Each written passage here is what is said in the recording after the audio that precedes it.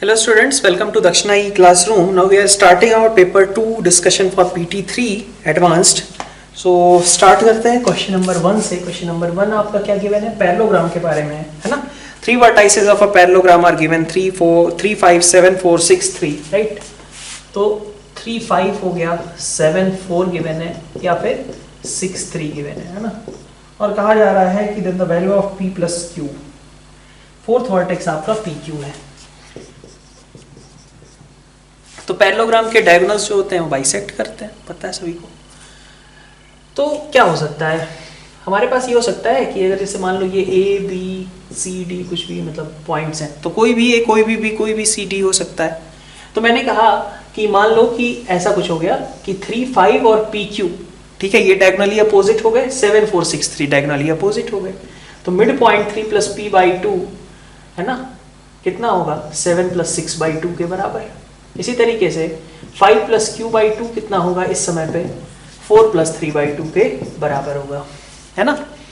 क्या किया हमने? 3 5 PQ को एक मतलब डायगोनली अपोजिट लिया और इसको अलग डायगोनल अपोजिट लिया.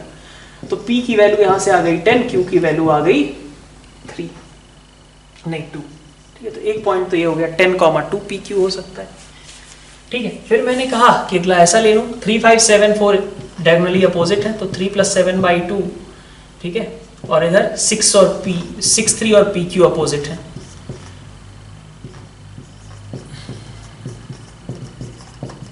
तो यहां से भी आपको PQ मिल गया, है ना. यहां से P इज इक्वल टू 4 और Q इज इक्वल टू 6, है ना. और क्या ले सकते हैं? तो हमने कहा कि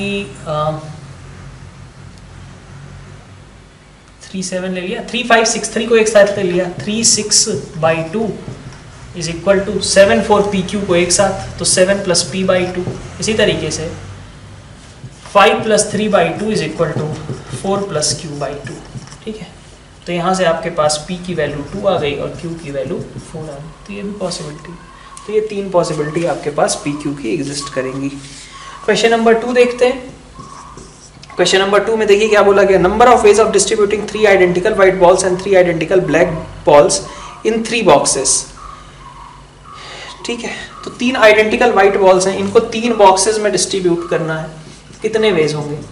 x1 plus x2 plus x3 is equal to 3. किसी में 0, किसी में 0, मतलब किसी में भी 0 से स्टार्ट हो सकता है ना, 0 से लेके 3 तक किसी में भी जा सकते हैं. तो कितने होंगे सोल्यूशन?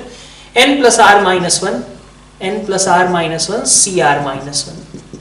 कितना हो गया? 5c2 के बराबर.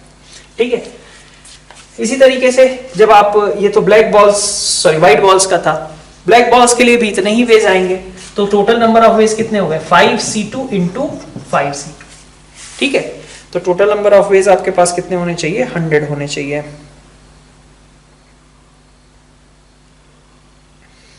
नेक्स्ट आपके पास क्वेश्चन नंबर 3 में क्या कहा गया है कि CF is internal bisector of angle C, then CF is equal to. तो आपको सीधा फॉर्मूला पता होता है, एंगल C के बाइसेक्टर की बात कर रहा है, कितना होगा? 2AB upon A plus B cos C by 2. यही होती है लेंथ. ठीक है, मतलब A ऑप्शन तो आपका सीधा सीधा करेक्ट है. ठीक है, अपने पास ओके, तो C ऑप्शन आपका करेक्ट है. फिर B ऑप्शन में देखिए, B ऑप्शन में A plus B upon 2AB, ऐसा बिल्कुल नहीं हो सकता है ना. फिर आप देखो D ऑप्शन भी आपका बिल्कुल ही इनकरेक्ट है. C ऑप्शन आपके पास एक है, उसको चेक कर लेते हैं एक बार, है ना. तो आप देखो जैसे ABC, ठीक है, ये मान लो ट्रायंगल है, C से आपने CF ये एंगल बाइसेक्टर खींच लिया. ठीक है, तो आप देखो ये वाला angle C by 2 C by 2, B plus C by 2 क्या है?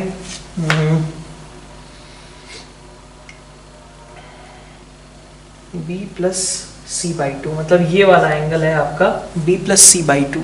ठीक है, इतना ओके. तो AFC अगर हम देखें, है ना, AFC, तो हमें बेसिकली CF की लेंथ ही चाहिए, है ना. तो अपन क्या लिख सकते हैं यहाँ पे, अगर इसको ले लिया है ना, ठीक है, तो ये एंगल है आपका B प्लस C बाई 2. है ना, बी और सी बाई टू, तो external angle B plus C by two. वैसे हमें लिखना इसको है बी के टर्म्स में, है ना, तो अपन ये वाला ले लेते हैं बी एफ सी वाला। तो यहाँ पे क्या बन जाएगा, सी एफ अपॉन, ठीक है, साइन रूल लगा रहे, C F upon sine B, ठीक है, सी एफ निकालना है, इज इक्वल टू ये वाला कितना होगा फिर, pi minus B plus C by two, इसके सामने है B C upon sine over pi minus B plus C by two, ये हो जाएगा। Sine pi minus theta is sine theta, तो इसलिए आपका सीधा सी ऑप्शन आपका करेक्ट आ जाएगा। क्वेश्चन नंबर 4 में देखिए, two sides of a rhombus O A B C entirely lying in first quadrant, ठीक है, और third quadrant are y is equal to x by root 3 and y is equal to root 3x. The area of rhombus OABC is equal to 2 square units. Then the possible coordinates of B are, ठीक है। तो question number 4 अपन देखने वाले हैं, क्या कहा गया था, y is equal to x by root 3, ये एंगल है ना, और y is equal to x by x into root 3, मतलब एक 30 डिग्री पे एक 60 डिग्री पे है, दोनों के बीच का एंगल फिर कितना हो गया, 30 डिग्री हो गया, है ना। और अपन बना रहे हैं two sides of a rhombus lying in first quadrant are this, the area of rhombus OABC is equal to 2 square units, ठीक है। तो अगर हम रोम्बस फॉर्म कर रहे हैं, है ना, तो इन्हीं दोनों लाइनों के पैरेलल कुछ और भी लाइनें होंगी, है ना, और फिर इसका पूरे का एरिया कितना आएगा, 2 स्क्वायर यूनिट्स के बराबर। और कुछ तो हमें दिया नहीं, लेंथ ऑफ साइड्स के बारे में कोई आइडिया नहीं है, ठीक है। तो लेंथ कितनी होगी साइड्स की, देख सकते हैं, अगर टोटल 2 है ना, तो आपके पास ये L मान लिया मैंने, ये L मान लिया, ठीक है। तो रोम्बस का एरिया कितना हो जाएगा, L स्क्वायर साइन 30 डिग्री, ठीक है, L square sine 30 degree is equal to कितना, 2, तो L कितना हो जाएगा आपका 2 यूनिट्स के बराबर हो जाएगा, ठीक है। तो आपकी सारी साइड्स की लेंथ कितनी है, 2 यूनिट्स है।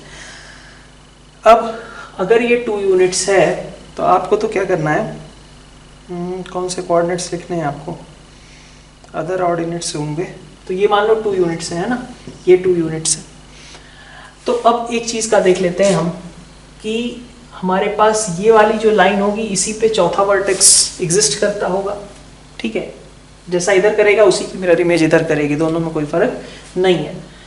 तो ये लाइन कौन सी होगी भाई, ये 30 डिग्री वाली थी और ये 60 डिग्री वाली थी, तो दोनों के एंगल बाइसेक्टर पे ही होगा ना, ये डायगोनल एंगल बाइसेक्टर होता है। तो इसका मतलब मैं कह सकता हूं कि ये कितना होगा, 45 डिग्री होगा, ये सही है। तो अगर मैं डिस्टेंस निकाल लूं ये, तो ये पॉइंट मार्क कर सकता हूं। तो डिस्टेंस कितनी होगी, कैसे निकाल सकते हैं, तो अपन ने ऐसा कहा कि ये तीसरी, मतलब ये डायगोनल को ज्वाइन करेगा, अदर डायगोनल होगा, है ना। तो ये अगर मैं ए बोल देता हूं, ओ ए बी सी, ठीक है। तो AC साइड की लेंथ निकाल सकते हैं क्या, ये 2 है, ये 2 है, बीच का एंगल 30 डिग्री है, तो कोसाइन रूल लगा दिया, cos 30 is equal to 2 square plus 2 square minus AC का square divided by 2 into 2 into 2, है ना। तो √3/2 और इंटू 8 4 हो गया, is equal to 448 minus AC का होल स्क्वायर। तो AC का स्क्वायर कितना आ रहा है आपका, यही आ रहा है ना यार, cos 30 8 माइनस 4√3, ठीक है। AC का स्क्वायर आपके पास आ रहा है 8 माइनस 4√3। C के कोऑर्डिनेट्स भी निकालने पड़ सकते हैं, देखते हैं। चलो ये वाली लेंथ आ गई, ये वाली लेंथ निकालने के लिए, ठीक है, ये वाली लेंथ अगर निकालनी है तो क्या कर सकते हैं, ये वाला काम, ठीक है। वैसे एक और तरीका है हमारे पास, अपन यूज तो कर सकते हैं उसे भी, बट ऐसे ही यूज कर लेते हैं कोसाइन रूल। ये 2 है, ये 2 है, ये आपके पास कितना था, यहाँ ये एंगल 30 था, ठीक है। तो ये एंगल कितना होगा, 150 होगा भाई, ये 30 था तो इधर 30, तो इधर बचेगा 150।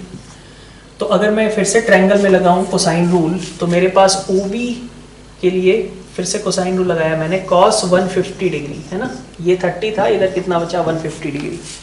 तो cos 150 degree is equal to 2 square plus 2 square minus OB square divided by 2 into 2 into 2। तो ये आपके पास आ जाएगा -4√3 is equal to 8 minus O B square, तो ओ बी स्क्वायर आपके पास कितना आ गया 8 प्लस 4√3 के बराबर। ये बात ठीक है। अब हमें निकालना क्या है, डिस्टेंस पे निकालना है, ठीक है। तो आपको इस लाइन के लॉन्ग जाना है, कौन सी लाइन है ये 45 डिग्री वाली है ना, 45 डिग्री वाली लाइन के लॉन्ग जाना है ओ बी डिस्टेंस।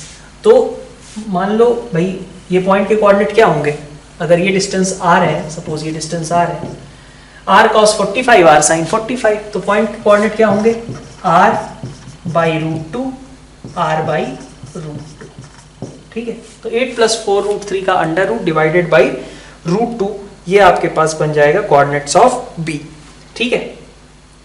ये b का कोऑर्डिनेट हो जाएगा और इसी को उसने इस तरीके से लिख दिया है, जैसे 8 प्लस 4√3 को अगर लिख दो तो 2 बाहर, मतलब इसका अंडर रूट अगर लेते हैं तो ओ बी की वैल्यू कितनी आएगी 2 बाहर हो जाएगा 2 प्लस √3 और नीचे आपके पास अंडर रूट 2 है ही, ठीक है।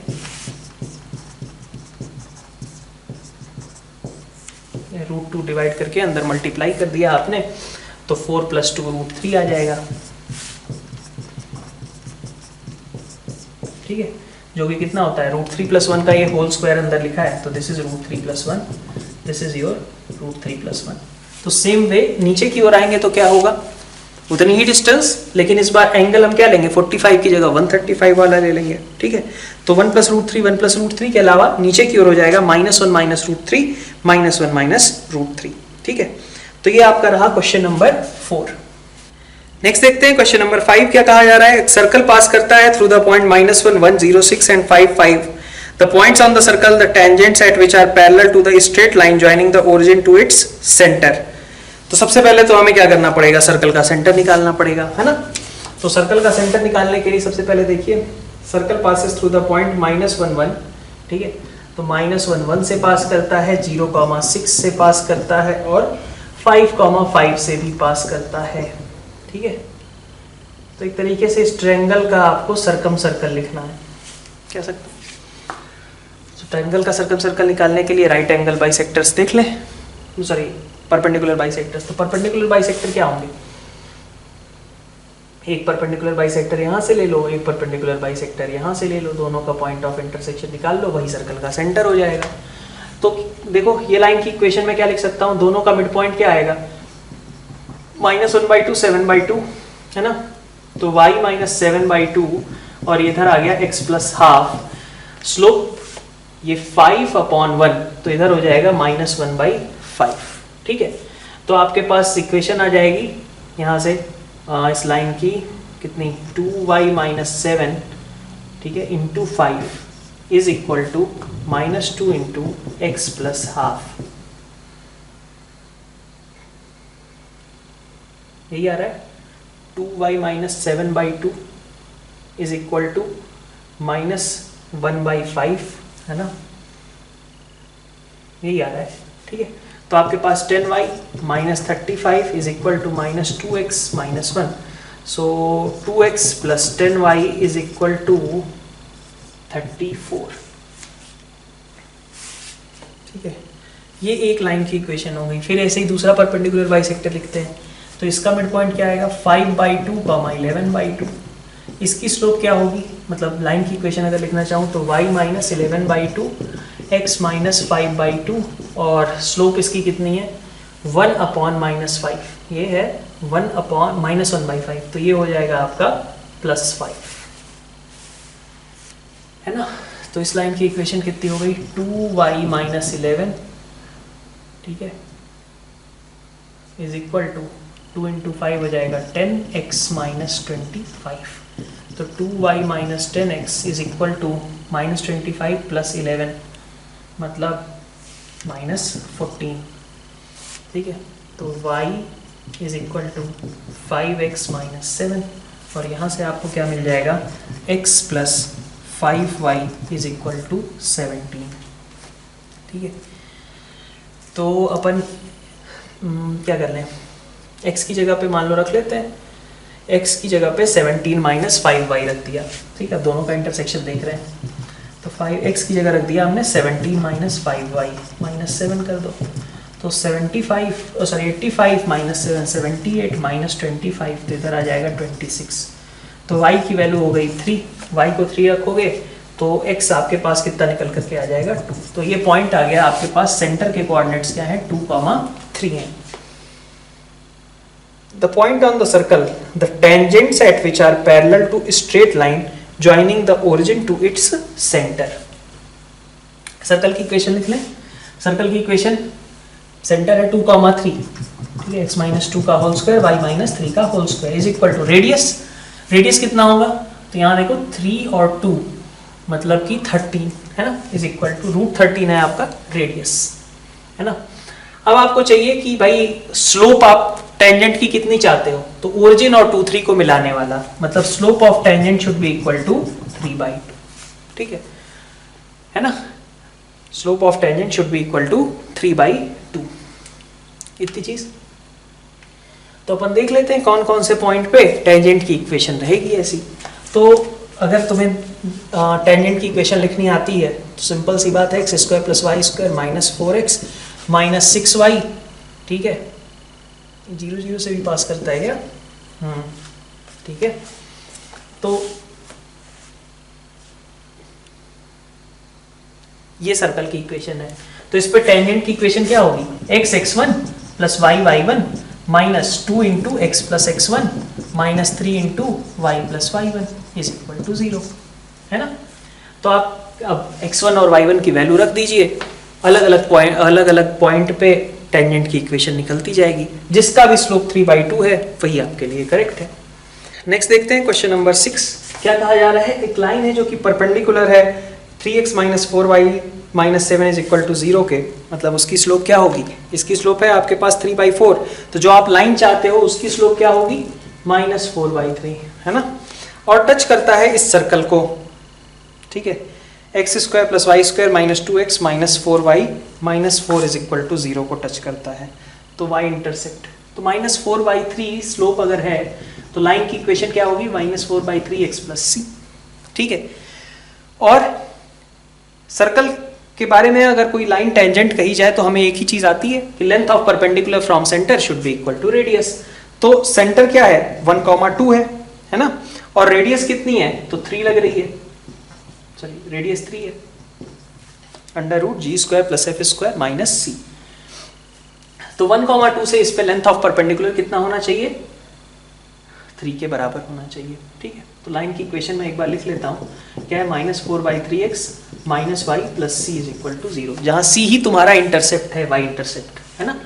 तो 1, 2 से आपने इस पे लेंथ ऑफ परपेंडिकुलर निकाला, क्या आएगा -4/3 माइनस 2 + c डिवाइडेड बाई 5/3, ठीक है, √(-4/3 का होल स्क्वायर + -1 का होल स्क्वायर, ये कितना आना चाहिए 3 के बराबर आना चाहिए। तो यहाँ से आप देख सकते हो c - 10/3 डिवाइडेड बाई 5/3 का मॉड इज इक्वल टू 3, तो c - 10/3 का मॉड इज इक्वल टू 5, है ना। तो यहाँ से 2 वैल्यूज आ गई +-5, ठीक है। तो c की 2 वैल्यूज यहाँ से आपको निकल करके आ जाएंगी। क्वेश्चन नंबर 7 देखते हैं। Value of c for which the lines joining the origin to point of intersections of the line and the curve are perpendicular to each other। क्या बोल दिया गया, ये मैंने कहा भी था आपको डाउट सेशंस के अंदर कि जब भी कभी इस तरीके की बात आए, lines joining origin two point of intersection, तो तुरंत याद करना चाहिए किसको, होमोजेनाइजेशन को। क्या था, कहा गया कि एक लाइन और एक कर्व इंटरसेक्ट करते हैं, ठीक है, यही डायग्राम होता है होमोजेनाइजेशन का, एक लाइन और एक कर्व इंटरसेक्ट करते हैं, तो ये जो पॉइंट ऑफ इंटरसेक्शंस हैं उनको ज्वाइन कर देता है ये होमोजेनाइजेशन। जब मैं करता हूं तो OA और OB की कंबाइंड इक्वेशन आ जाती है, और मुझे बस इतना कहा जा रहा है कि इसके बीच का एंगल इस बार कितना हो गया 90 हो गया, बस इतना ही। तो OA और OB के बीच का एंगल 90 होना चाहिए। कैसे निकालेंगे, पहले OA और OB का कंबाइंड इक्वेशन निकाल लें, ठीक है। तो OA और OB का कंबाइंड इक्वेशन निकाल लो, क्या है x² + y² = 2 और y is equal to √3x + c, ठीक है, होमोजेनाइज करें, ठीक है। तो x² + y² कोई दिक्कत नहीं है, और 2 के साथ में क्या आ जाएगा y - √3x/c का होल स्क्वायर, तो x² + y² और into c² is equal to, यहाँ से आ जाएगा 2 × y² + 3x² - 2 √3xy, है ना। तो आपके पास एक्स स्क्वायर के कोफिशिएंट क्या आएंगे, सी स्क्वायर माइनस 6, और वाई स्क्वायर के कोफिशिएंट्स क्या आएंगे, सी स्क्वायर माइनस 2, है ना। अब बाकी एक्स वाई का भी कुछ आएगा इज इक्वल टू 0, लेकिन चूंकि दोनों आपस में राइट एंगल पे थे इसलिए क्या हो जाता है, एक्स स्क्वायर और वाई स्क्वायर के कोफिशिएंट्स का सम 0 होना चाहिए। So c square minus 6 plus c square minus 2 should be equal to 0, है ना भाई। पेयर ऑफ लाइन की कंबाइंड इक्वेशन निकल गई। अगर वो दोनों लाइनें आपस में 90 डिग्री पे हैं तो कंडीशन क्या होती थी कि कोफिशिएंट ऑफ एक्स स्क्वायर और कोफिशिएंट ऑफ वाई स्क्वायर का सम 0 होगा। यहां से सी की वैल्यू आ जाएगी, ठीक है। क्वेश्चन नंबर 8 में देखिए, a train is going from Delhi to Bombay, stops at 6 intermediate stations, 10 passengers enter the train during the journey with 10 different tickets of 2 classes, the number of different sets of tickets they may have, ठीक है। निकाल लेते हैं कि कितनी कितनी tickets बन सकते हैं। तो दिल्ली है, बॉम्बे है, और बीच में इंटरमीडिएट स्टेशन 1 2 3 4, ठीक है, 5 स्टेशन 6 एंड बॉम्बे, ऐसा है ना। तो कितनी टिकट्स बन सकती हैं, है ना। वो जो भी लोग हैं वो कहाँ पे चढ़ रहे हैं ये भी देख लेते हैं। 10 passengers enter the train during the journey, है ना। तो जैसे अगर कोई यहाँ पे चढ़ेगा तो उसके लिए क्या ऑप्शंस है, ठीक है। इंटरमीडिएट जर्नी में चढ़ रहे हैं तो आपको स्टेशन 1 से शुरू करना है। अगर कोई स्टेशन 1 पे चढ़ेगा तो वो कहाँ की टिकट ले सकता है, या तो इसकी ले ले एक तरीका, या इसकी टिकट ले ले 2 तरीके, या तो इसकी टिकट ले ले 3 तरीके, इसके ले ले 4, इसके लिए टिकट ले ले 5, और इसके लिए ले ले, सॉरी ये 5 ही है ना। तो आपके पास कितने टिकट्स बन सकते हैं, 5 टिकट्स, या तो इसके लिए, या तो यहाँ से 3 तक, या तो 4 तक, या तो 5 तक, और या तो बॉम्बे तक, है ना। तो यहाँ पे अगर कोई चढ़ेगा तो उसके पास 5 टिकटों के ऑप्शन है ना। तो मतलब स्टेशन 1 से स्टार्ट होने वाली आपके पास 5 टिकटें बनाई जा सकती हैं। सेम वे स्टेशन 2 से स्टार्ट होंगी तो या तो ये, या तो ये, या तो ये, या तो ये 4 टिकटें बनाई जा सकती हैं जो स्टेशन 2 से स्टार्ट होंगी। स्टेशन 3 से 3 टिकटें, स्टेशन 4 से 2 टिकटें, या तो 5 को एंड होने वाली, या तो यहां तक, और स्टेशन 5 से स्टार्ट होगी तो ऑब्वियसली एक ही टिकट बन सकती है, ठीक है। तो ऑब्वियसली कितनी टिकट्स बन गई, ठीक है, कितने पॉसिबल टिकट्स बन सकते थे, तो 5 + 4 + 3 + 2 + 1, यही ना। S1 से स्टार्ट होने वाले 5, S2 से स्टार्ट होने वाले 4, S5 से स्टार्ट होने वाले 1, तो टोटल कितने टिकट्स बन सकते थे, 15 टिकट्स बन सकते थे, जो इन सब का सम होगा। लेकिन 2 क्लासेस के टिकट है, मान लो फर्स्ट क्लास के 15 बनेंगे तो ऑब्वियसली सेकंड क्लास के भी 15 बनेंगे। तो टोटल कितने टिकट्स बने, टोटल पॉसिबल टिकट्स कितने हुए, 15 + 15, टोटल 30 पॉसिबल टाइप के टिकट्स हुए। अब 30 टिकट्स में से आपको 10 लोगों को डिफरेंट टिकट देने हैं, तो नंबर ऑफ वेज कितने हो जाएंगे, 30C10, यही आपका करेक्ट आंसर हो जाएगा। नेक्स्ट देखते हैं क्वेश्चन नंबर 9, आपका बिल्कुल फॉर्मूला बेस्ड क्वेश्चन है। my² + 1 - m² xy - mx² is equal to 0, ठीक है। तो पहले तो आप अगर देखें तो ये दोनों लाइनें खुद में कैसी हैं, परपेंडिकुलर है ना। x² और y² कोफिशिएंट्स का सम 0 है, तो is a bisector if one of the lines is a bisector of angle between the lines, okay. क्या लाइन है हमारे पास, ये my² + xy - m² xy - mx² is equal to 0। अगर मैं y कॉमन लेता हूं तो यहां से मिलता है my + x, और यहां से अगर मैं mx कॉमन लेता हूं तो my + x, ठीक है। तो हमारे पास 2 लाइनें हैं, y - mx और दूसरी लाइन है my + x। एक की स्लोप कितनी होगी m, दूसरे की स्लोप कितनी होगी -1/m। तो अगर xy = 0 मतलब कोऑर्डिनेट एक्सेस ही है ना वो, ठीक है, और उनके बाइसेक्टर्स की बात करूं तो कौन से होंगे भाई, ये कोऑर्डिनेट एक्सेस है, ये बाइसेक्टर होगा, ये बाइसेक्टर होगा, मतलब उनकी स्लोप या तो 1 होगी या तो -1 होगी। तो this thing can be equal to 1 और -1, ठीक है। क्वेश्चन नंबर 10 देखते हैं। क्वेश्चन नंबर 10 में क्या बोला गया है, one tangent from origin to a circle with centre 2, -1 is 3x + y is equal to 0, then slope of other tangent is equation of other tangent, radius of circle and angle between two tangents. Circle का centre है आपका 2, -1, ठीक है, और कह रहा है origin से टेंजेंट खींची गई है और टेंजेंट की इक्वेशन क्या है 3x + y = 0, ठीक है। तो ऑब्वियसली 2, -1 से ये 3x + y = 0 पे जो लेंथ ऑफ परपेंडिकुलर होगा वही रेडियस होगा, ठीक है। तो हमने ये कहा कि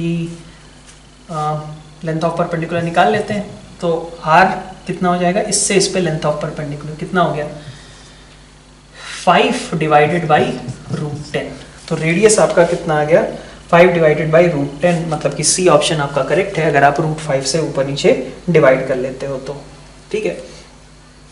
अदर के बारे में हमें और सोचना है, तो हमने ये कह लिया कि भाई अदर जो लाइन होगी वो मान लिया y = mx होगी, है ना, वो 0, 0 से पास कर रहा है, y = mx होगी, उस पर भी तो लेंथ ऑफ परपेंडिकुलर रेडियस के बराबर ही होना चाहिए, तो सीधा रख दो कि y = mx पे 2, -1 से लेंथ ऑफ परपेंडिकुलर, इसको मैं ऐसा लिख सकता हूँ लाइन को 2, -1 से इस पे लेंथ ऑफ परपेंडिकुलर कितना आएगा 2m + 1 डिवाइडेड बाई √m² + 1, यही होगा।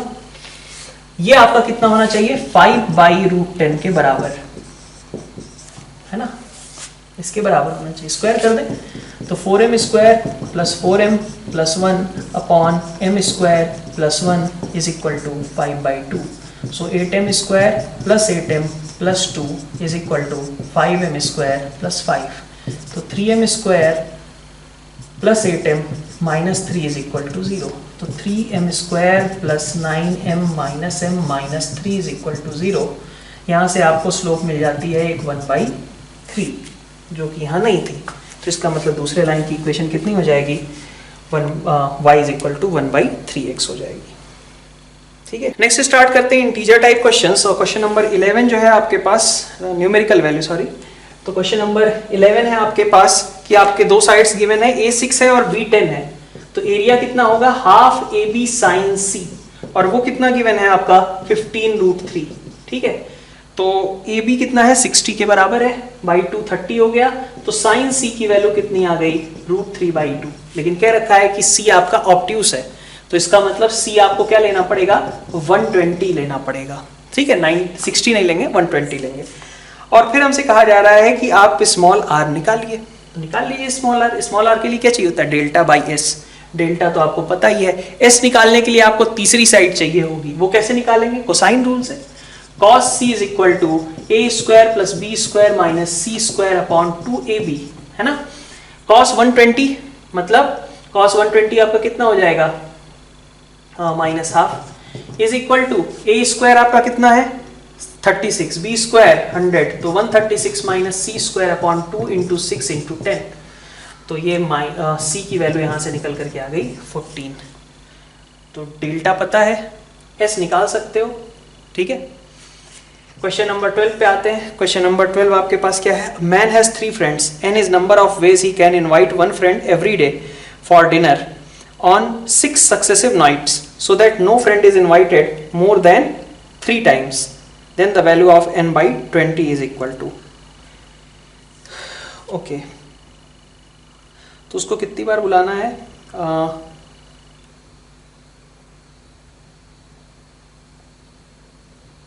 6 टाइम्स को बुलाना है ना, ठीक है।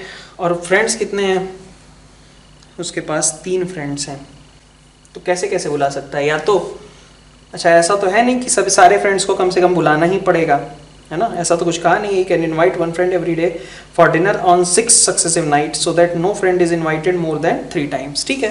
बट ऐसा हो सकता है कि कोई ऐसा फ्रेंड हो जिसको बुलाया ही ना जाए, ये तो हो सकता है ना, 2 ही लोग हों जिनको 3-3 बार बुला लिया जाए, ऐसा कर सकते हैं। तो पहला हमने सिचुएशन लिया जबकि 2 ही फ्रेंड्स को चूज किया गया, तो 3 में से 2 फ्रेंड्स को चूज कर लो, ठीक है। और भाई सपोज F1 और F2 उसके 2 फ्रेंड्स हैं, है ना, और उनको 6 दिन अलॉट करने, तो कभी F1 कभी F2 कभी F1 कभी F2 ऐसे करके अपना अरेंज कर सकते हैं, ठीक है।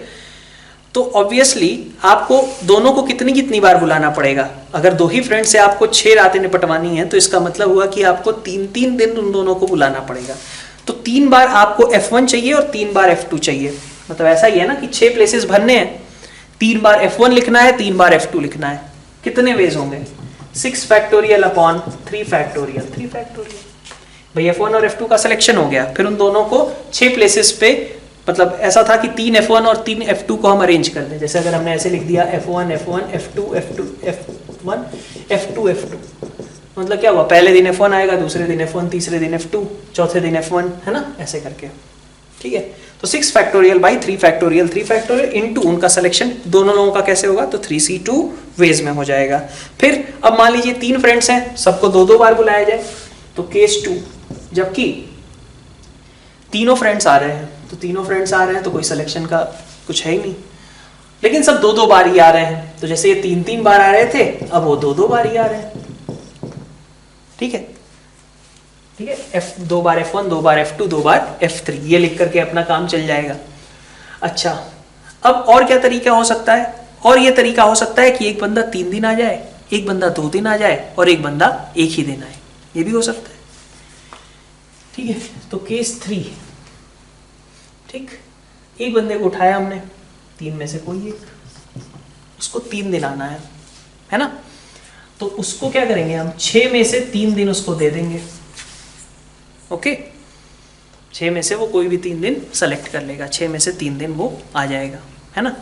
फिर हमने कहा कि चलो 3 दिन का तो हो गया, स्लॉट भर गया, फिर अभी 2 लोग बचे हैं, तो उनमें से किसी एक को चूज करना पड़ेगा। ठीक है, उनमें से किसी एक को चूज किया, उसको कहा 2 दिन तुम भी ले लो, तो बाकी आपके पास 3 स्लॉट्स बचे थे, उसमें से 2 दिन उसने भी ले लिए, और सबसे जो लास्ट वाला बंदा होगा उसके पास 1 ही दिन खाली होगा, उसको वहीं जाकर के बैठना पड़ेगा। ठीक है, तो 3 में से कोई एक स्लॉट आपने चूज किया, सॉरी 3 में से कोई एक फ्रेंड को चूज किया और उसको 6 में से 3 स्लॉट्स दे दिए। फिर आपने कहा अब 2 लोग बचे हैं, उनमें से कोई एक को चूज करते हैं और उनको बाकी बचे हुए 3 स्लॉट्स में से कोई 2 स्लॉट दे देते हैं। ठीक है, और लास्ट वाले बंदे के लिए एक स्लॉट बचा रह जाएगा, वो वहां पे सेट। ठीक है, तो ये हो गया केस 3। अब इसके बाद इन तीनों का सम आपके पास टोटल नंबर ऑफ वेज दे देगा। क्वेश्चन नंबर 13 पे आते हैं। 13 में आपसे क्या बोला जा रहा है कि total number of ways in which a beggar can be given at least 1 रूपी फ्रॉम 425 पैसे कॉइन, 350 पैसे कॉइन एंड 2 1 रूपी कॉइन। ठीक है, assume coins of same type are identical. तो यहाँ पे अपन देख लेते हैं एक बार को कि 1 रुपए एटलीस्ट देने हैं ना, तो 1 रुपए से कम कैसे कैसे दे सकते हैं हम।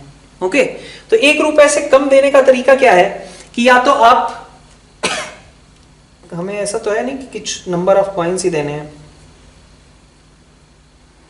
हाँ, तो आप ऐसा कर सकते हो कि उसको 3 25 पैसे वाले कॉइन दे दो। ठीक है, तब भी काम नहीं होगा। 2 50 पैसे वाले कॉइन दे दो, सॉरी 50 नहीं, 1 50 पैसे वाले कॉइन दे दो। ठीक है, एक वे ये हो गया, एक वे ये हो गया। ठीक है, अच्छा 2 × 25 दोगे तब भी नहीं होगा, 1 × 25 दोगे तब भी नहीं होगा। ठीक है, तो 4 तरीके तो ऐसे ही हो गए। फिर हमने कहा अगर मैं उसको दे देता हूं 2 × 25 और नहीं 1 × 25 प्लस 1 × 50, तब भी काम नहीं बनेगा। ठीक है, 1 रुपए से कम ही रह जाएगा। तो आपके पास ये 5वां तरीका हो गया। ओके, और एक तरीका हो गया कि भाई कुछ भी मत दें हम, है ना, तो 0 × एनीथिंग, तो एक तो हो गया भाई 0 दे दिया हमने, है ना। तो ये 6 ऐसे तरीके हो गए जबकि उसे 1 रुपए से कम मिलेगा। ठीक है, और उसको कितना मिल सकता है, मतलब कितने नंबर ऑफ वेज हो सकते हैं, टोटल कुछ भी पैसा देने के कितने वेज हो सकते हैं। तो आप देखो 25 पैसे का या तो 0 दे दो, या तो 1 दे दो, या तो 2, या तो 3, 4 तरीके 25 पैसे डिस्ट्रीब्यूट करने के। 50 पैसे डिस्ट्रीब्यूट करने के 0 1 2, मतलब 3 तरीके उसके लिए भी। तो 4 तरीके हो गए आपके 25 पैसे के लिए, 3 तरीके हो गए आपके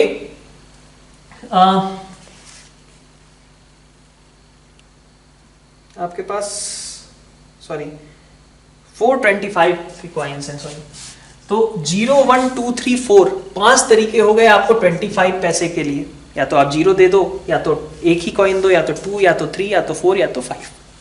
इसी तरीके से नेक्स्ट आप देखो 50 पैसे के कितने कॉइन है, तो 50 पैसे के आपके पास है कॉइन 3, तो 0 1 2 3।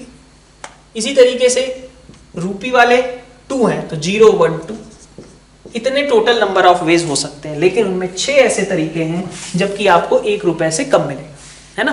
तो this -6 is our correct answer.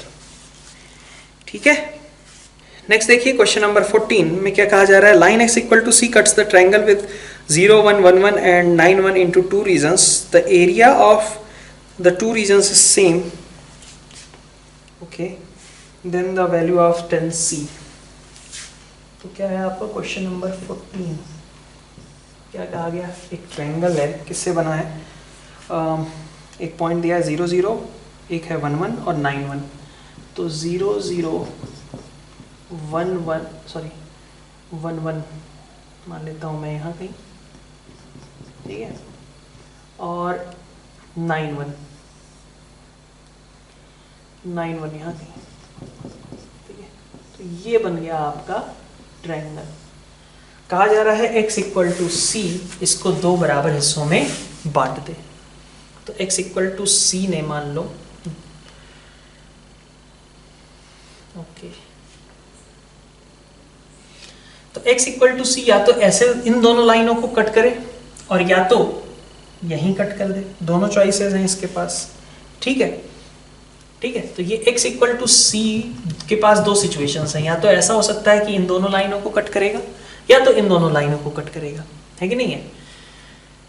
तो अगर इन दोनों लाइनों को इसने कट किया, मान लो इसको बोल देता हूं मैं केस 1, इसको बोल देता हूं केस 2। तो जब केस 1 होगा तो क्या सिचुएशन आएगी, देखो, एक तो ये वाली लाइन है y is equal to X by 9, कह सकता हूं मैं, इसकी इक्वेशन क्या है, y is equal to X by 9, ठीक है। ये तो खैर आपका क्या है, y इज इक्वल टू 1, है ना, और ये है आपका y is equal to x। तो जब मैं y is equal to X by 9 को x इक्वल टू c से कट करूंगा तो मेरे पास पॉइंट के कोऑर्डिनेट्स क्या आएंगे, c बाई 9, है ना। और इधर क्या आएगा, इधर आ जाएगा तुम्हारे पास y इक्वल टू एक्स पे c, सही है इतना। तो आपके पास ये तीनों मतलब ट्रायंगल की वर्टाइसेस होंगी, है ना। और जो ओरिजिनल ट्रायंगल है, अगर ट्रायंगल ABC के एरिया की बात करूं, जो इनिशियल ट्रायंगल है उसके एरिया की बात करूं, तो उसका एरिया कितना है, हाफ, बेस आपके पास कितना आएगा 8 यूनिट्स का, है ना। और हाइट कितनी होगी, हाइट यही हो जाएगी ना, सामने वाले वर्टेक्स से लेंथ ऑफ परपेंडिकुलर 1, ठीक है, ये लेंथ ऑफ परपेंडिकुलर हो जाएगी। तो ट्रायंगल का एरिया 4 है ना। तो ट्रायंगल का एरिया अगर 4 है और हम चाहते हैं कि 0 0 c बाई 9 और c, ठीक है, ये मिल करके आपको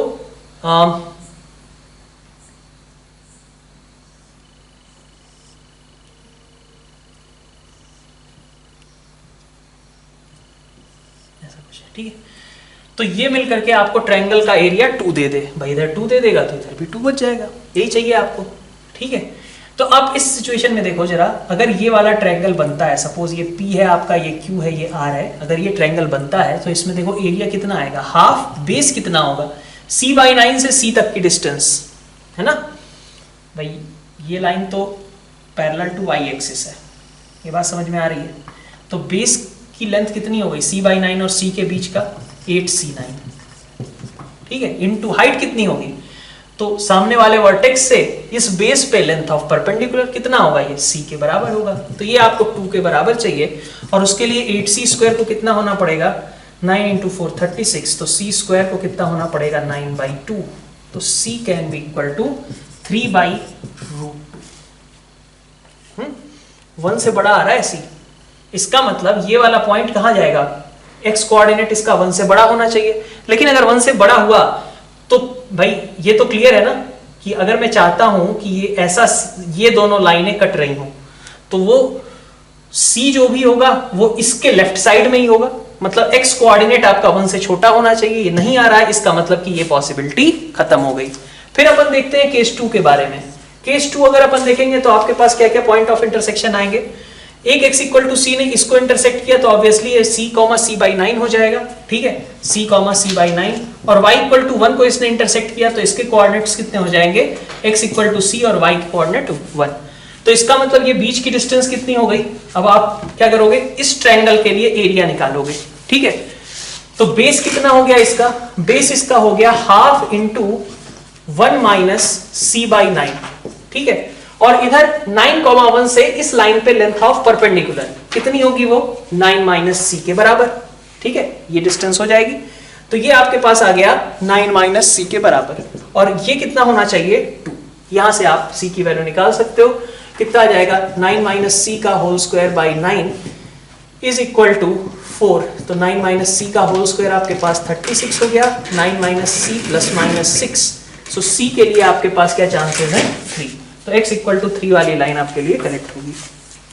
क्वेश्चन नंबर 15 आपको कहा जा रहा है कि certain test there are n questions in this test 2 raise to power n minus i students give wrong answers to at least i questions, ठीक है।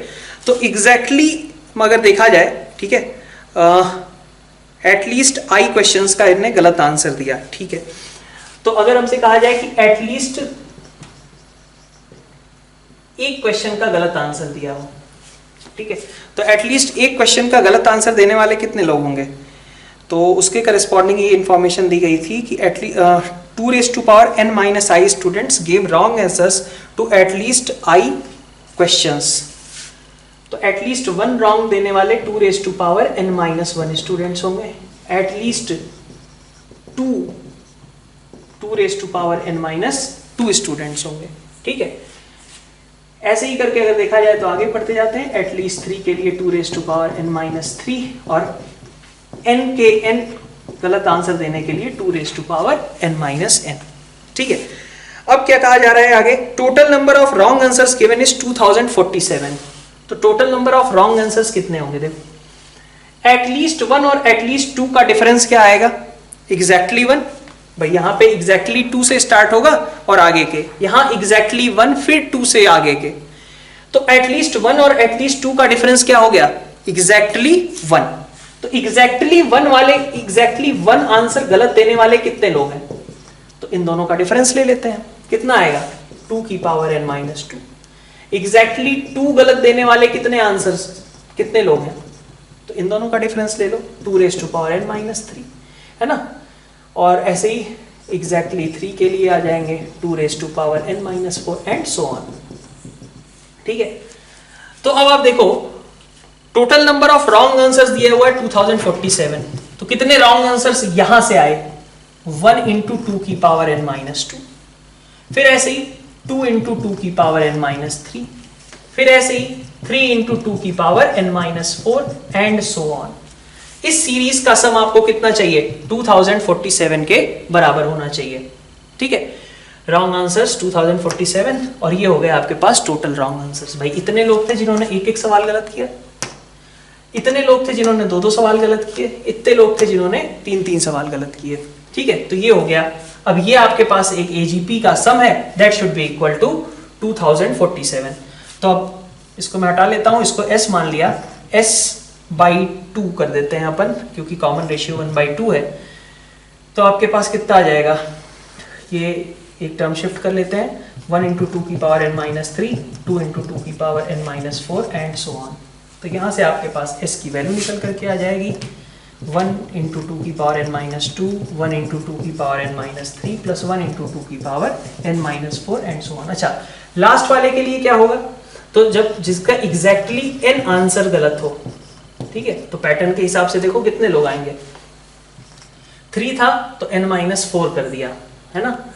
तो यहाँ पे कितने बचेंगे, n माइनस n प्लस 1, ऐसा ही होगा। तो आपके पास कितना आ जाएगा, ऐसा कोई भी नहीं होगा एग्जैक्टली n वाला, ठीक है। एटलीस्ट n वाला, सॉरी एटलीस्ट 1 वाला सिर्फ हमारे पास एक पर्सन बच रहा है लास्ट में, ठीक है। तो लास्ट में आपके पास 1 होगा, बाई 2 करोगे तो यहाँ पे भी हाफ बचा रहेगा। तो इस सीरीज का आपको सम फाइंड आउट करना है, this should be equal to 2047।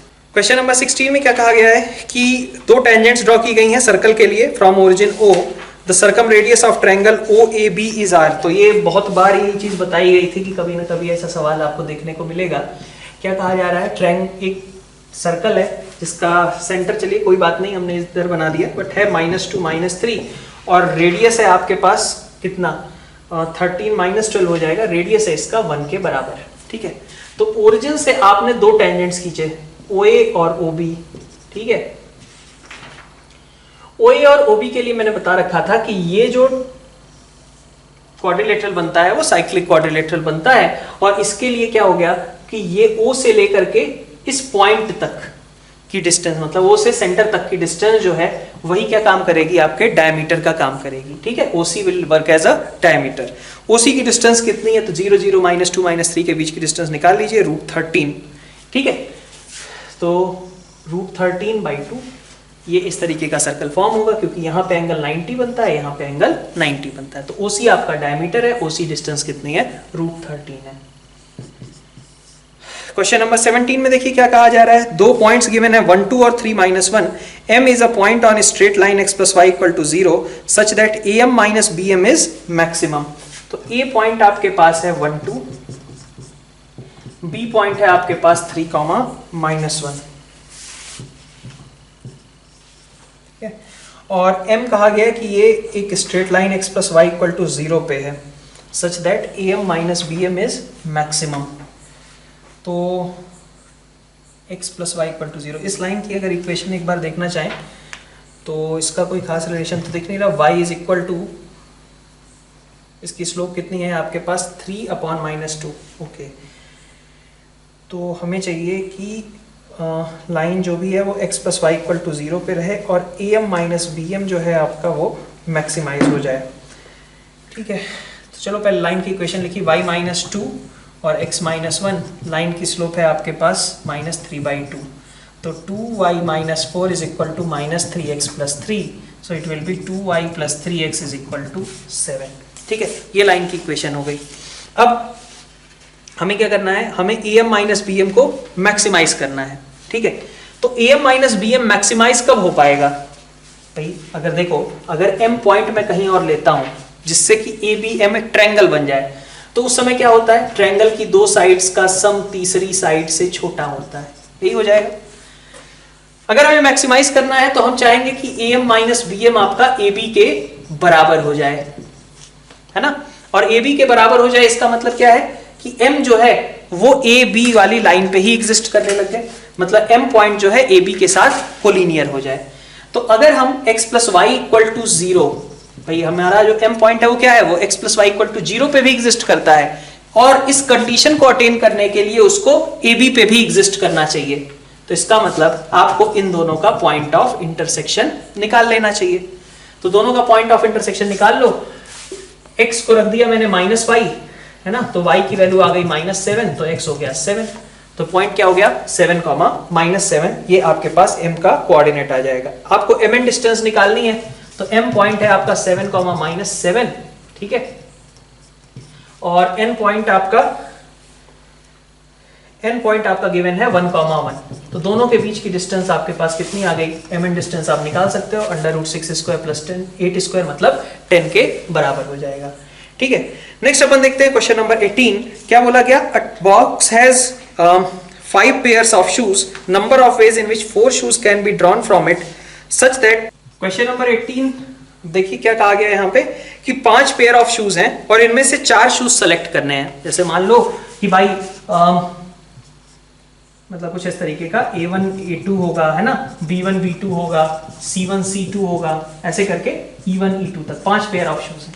ठीक है, इनमें से 4 आपको सेलेक्ट करने हैं और आपको चाहिए क्या कि कोई भी कंप्लीट पेयर ना हो, मतलब कोई भी सही ना रहे। तो तुम क्या करो भाई, ऐसा तो है नहीं कि यहाँ पे आपके पास कुछ खास ऑप्शन है, 4 तो सेलेक्ट करना ही है, तो 5 में से कोई भी 4 पेयर्स चूज कर लो, 5 C4। ठीक है, मान लो तुमने कहा कि इससे इससे इससे और एक D1 D2 भी है, उसको भी लिख लिया, है ना। इन चारों से हम चूज करने वाले हैं, कोई भी 4, मान लो ये पेयर से, ये पेयर से, ये पेयर से, ये पेयर से चूज करने वाले हैं। अब इन 4 में से तुम क्या करोगे, तुम्हारे पास भाई तुम इस पेयर के पास गए, कोई भी एक उठा लिया, इस पेयर के पास गए, कोई भी एक उठा लिया, 2C1 और ऐसे ही 2C1, तो 5 × 16 आपके पास कितना आ जाएगा, 80 के बराबर आ जाएगा। तो नंबर ऑफ वेज कितने हो जाएंगे, 80। तो इस तरीके से हमारा पेपर 2 का डिस्कशन एंड हुआ।